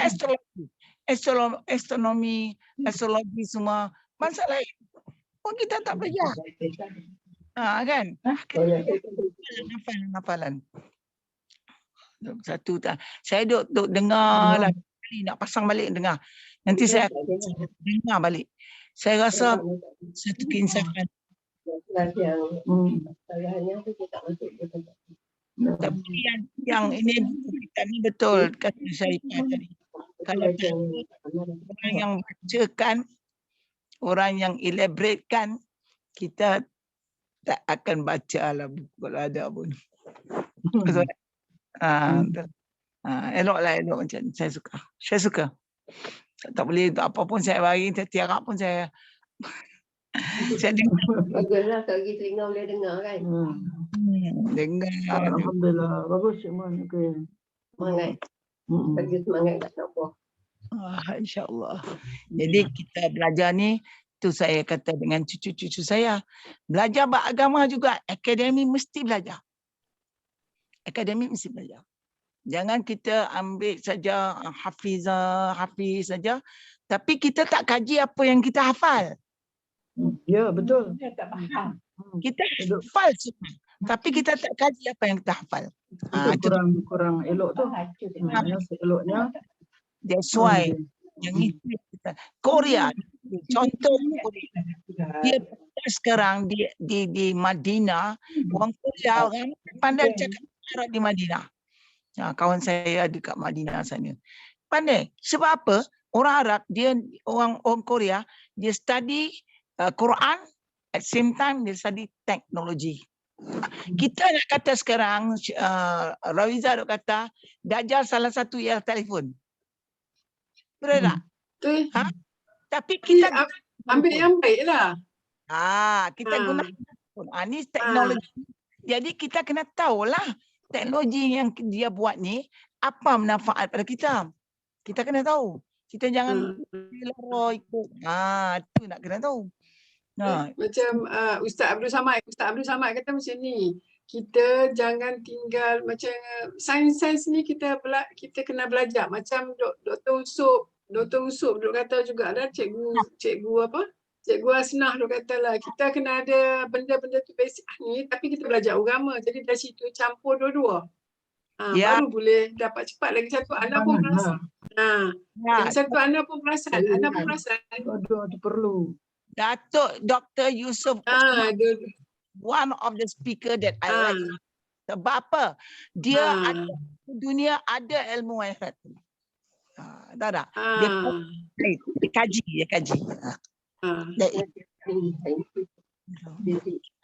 Sebab bila ada dua-dua tu lagi kuat. Lagi kuat.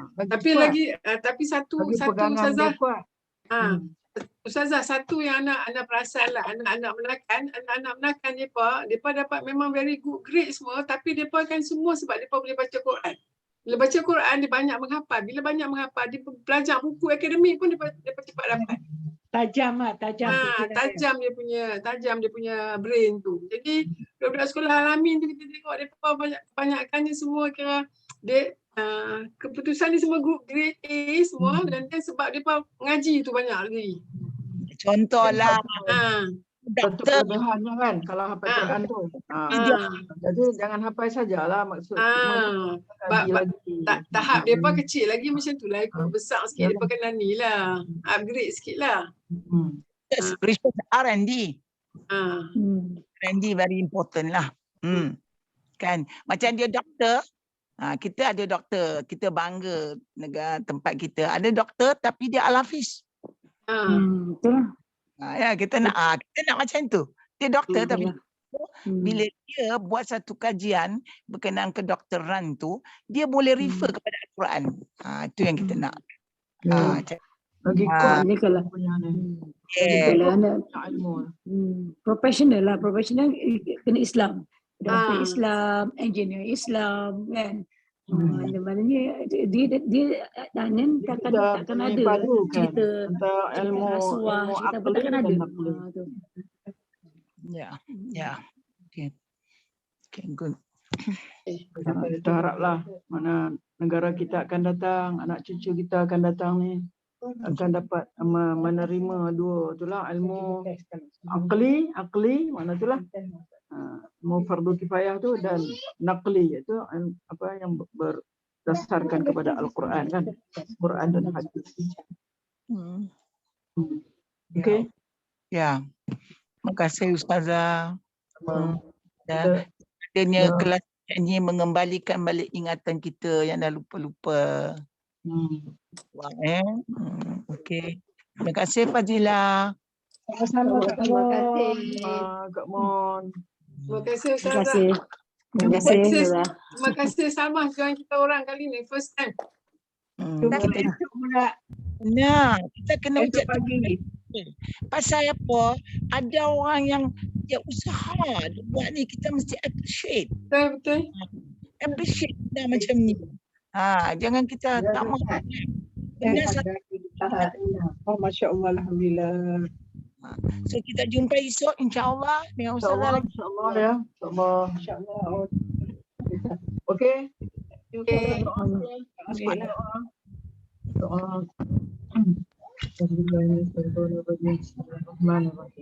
Alhamdulillah rabbil alamin. Wassalatu wassalamu ala asyrafil anbiya'i wal mursalin wa ala alihi washabihi ajma'in. Allahumma inna nasta'udu'aka ma 'allamtana farduh ilaina 'inda hajatina wa la tunsinahu ya rabbal alamin. Allahumma ya Allah, Allahumma nawwir qulubana ya Allah bi nuri hidayatik kama nawwartal arda bi nuri syamsika abadan abada bi rahmatika ya arhamar rahimin. Allahumma inna na'udzubika min al-junun wal jizam wal baras wa sayyi'il asqam. Allahumma inna na'udzubika min al-junun wal jizam wal baras wa sayyi'il asqam. Allahumma inna na'udzubika min al-junun wal jizam wal baras wa sayyi'il asqam. Sallallahu ala sayyidina Muhammad wa ala alihi wa sahbihi ajma'in. Walhamdulillah. Amin. Tafadhal ya karim. Insyaallah. Itu suratul Fajr. Fajr ini. Kita Google Meet. Okey. Terima kasih Sarah. Assalamualaikum. Salma ni nak kenal. Nak tazkirah sikit ke apa? Nak apa? Oh, Kenalkan diri sikit Salma. oh Salma, bukan tazkirah. Bukan tazkirah. Allahu Akbar. Orang bagi tazkirah. Tazkirah tak sah. Ta'aruf. Ta'aruf. Ta'aruf. Ta'aruf. Okay. Taruh. Aduh. Okey.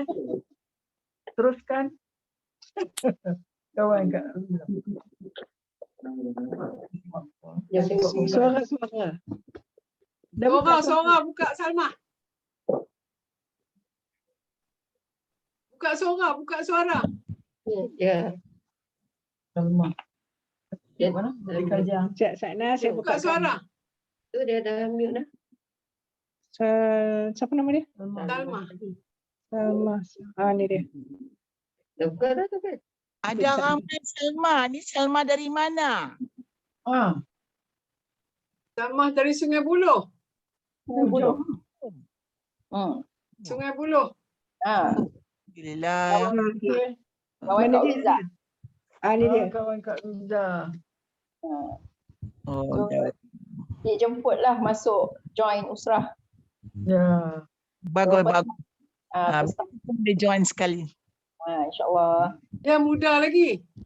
Tak 58. Muda. Muda lah. Tak 60. Saya dah bayar ke Ustazah. 20 tahun muda daripada kita. Dah 20 tahun lagi muda kita ni nak kejar semua dan Dah 70. Ni 70 ni dah ingat-ingat lupa dah ni. Saya baru 36.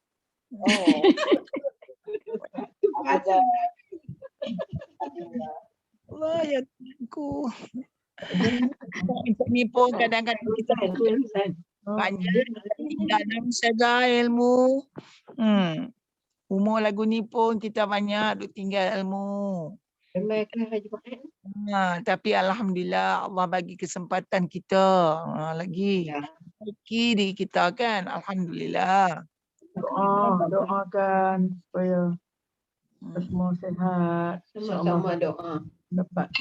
Semua doa insya-Allah. Ananda sudah buat ni ada kod mana. Kita jumpa nanti ya insya-Allah. Assalamualaikum. Insya-Allah. Jumpa lagi esok. Salam. InsyaAllah. Allahu Akbar. Assalamualaikum. Iqa'i yauman. Yaumul Jumaah. Wadan. InsyaAllah. Wadan. Ya Allah besok. Ya, saya tutup semua. Tutup semua. And esok. Okay.